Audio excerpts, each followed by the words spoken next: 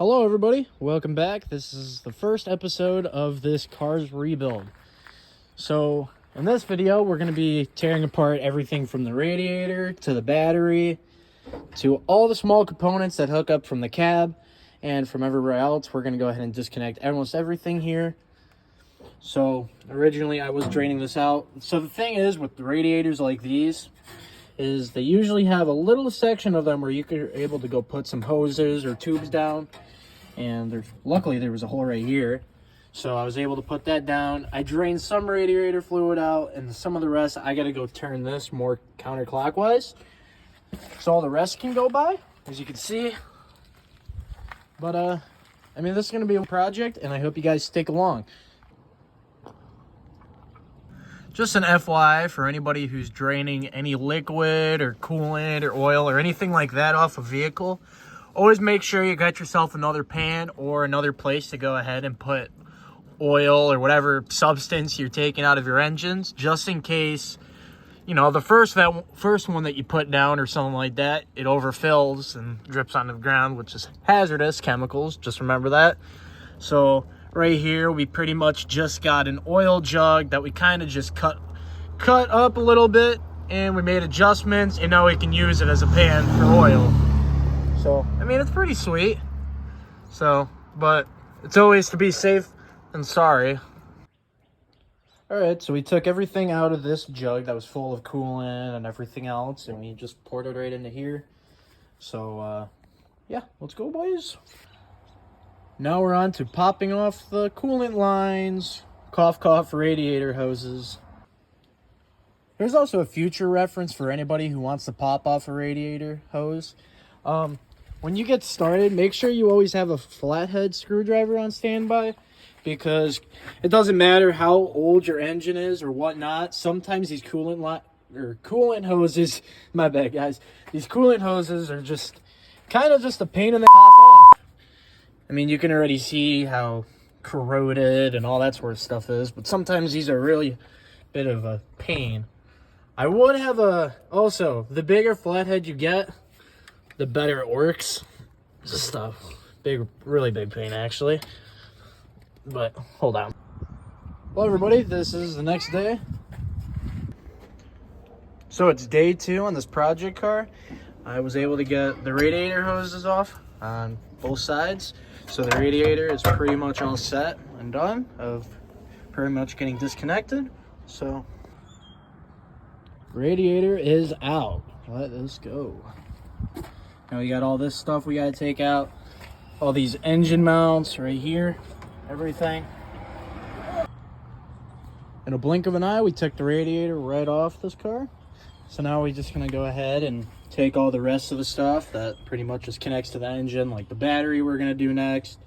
And I'm just gonna start ripping apart electronic components and some other few things that hook up to the engine. Kind of like the engine mounts right there. So this is how you take your battery terminals off. I know for this battery it's really old, and you can already see how corroded it is.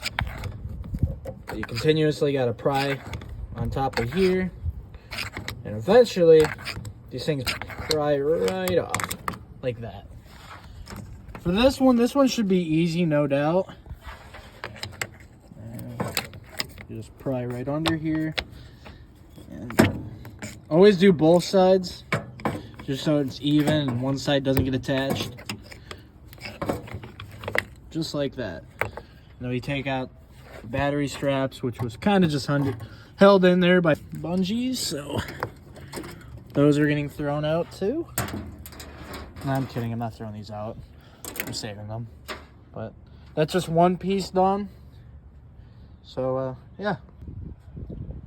Also, a daily reminder for anybody who gets an old car or whatnot, the ground on these vehicles are pretty much held up by a really cool electrical band, which I know it's a conductor and all, but I have never seen this one single time with a whole bunch of just twisted metal as a ground wire.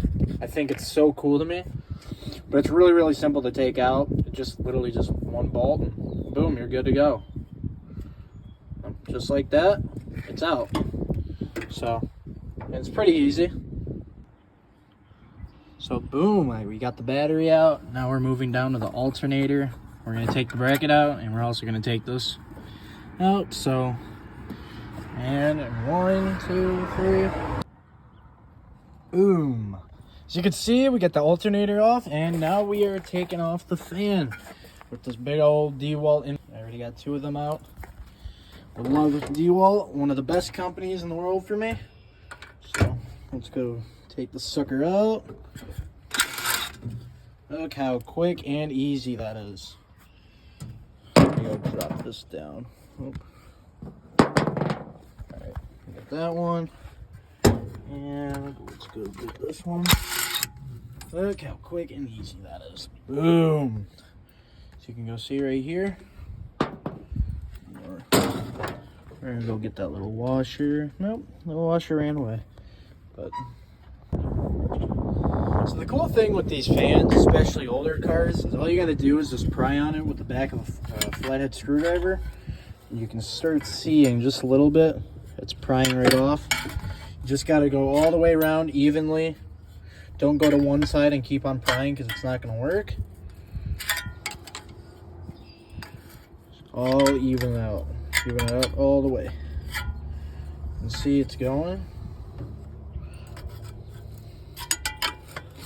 And I think I should do it. No, just a little bit more.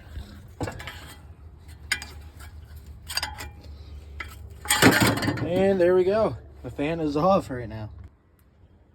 So as soon as I was done taking off the fan and everything, I just made sure I was able to put all the bolts that held in the fan just so I know where they are when I take the engine out, instead of like being like, oh, where did they go? It doesn't really matter, but at least I know where they are. And we're just gonna take this belt off because that's all good.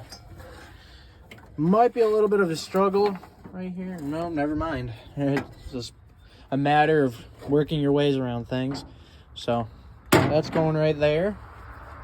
And probably just gonna have to pull out the distributor. And actually, no, I don't know.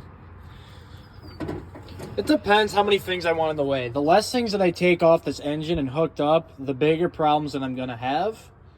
So I'm probably just gonna start tearing out all the electronics that hook up to the engine and whatnot. I'm definitely gonna take out the starter wire right here because that's definitely hooked up. But I might just take off the starter completely because that might just get in the way as well. These might just get in the way. But I don't know. For the most part, we're looking good.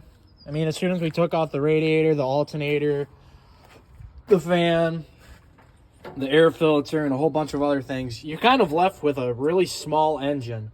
So, I mean, that's really good. So now what we're going to do now is we're going to take off the alternator brackets because this can go ahead and get tangled up with the wires if they're not pulled out or whatnot.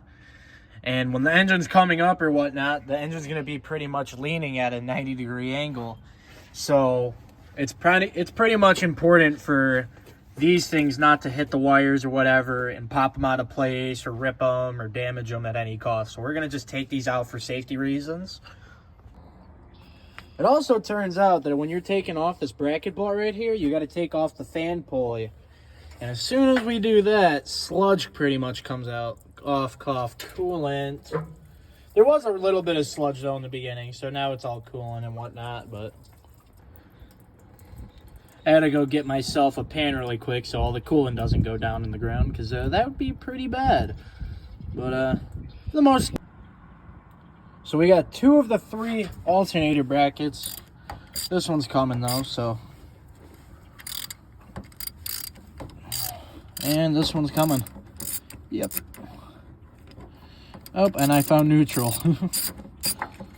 Alright, sweet. Now we got 3 out of the 3 alternator brackets done. Let's go. And it's the very next day, and I just took off the exhaust bolts that hooked up to the exhaust manifold, and I also disconnected the gas line. So that's all good for now.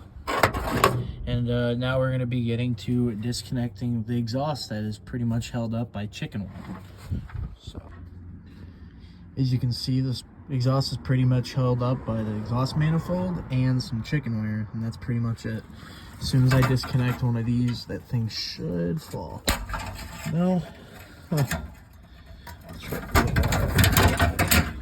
Let's hold on by that one too. And if you pull on it, I think. Yep. Like that.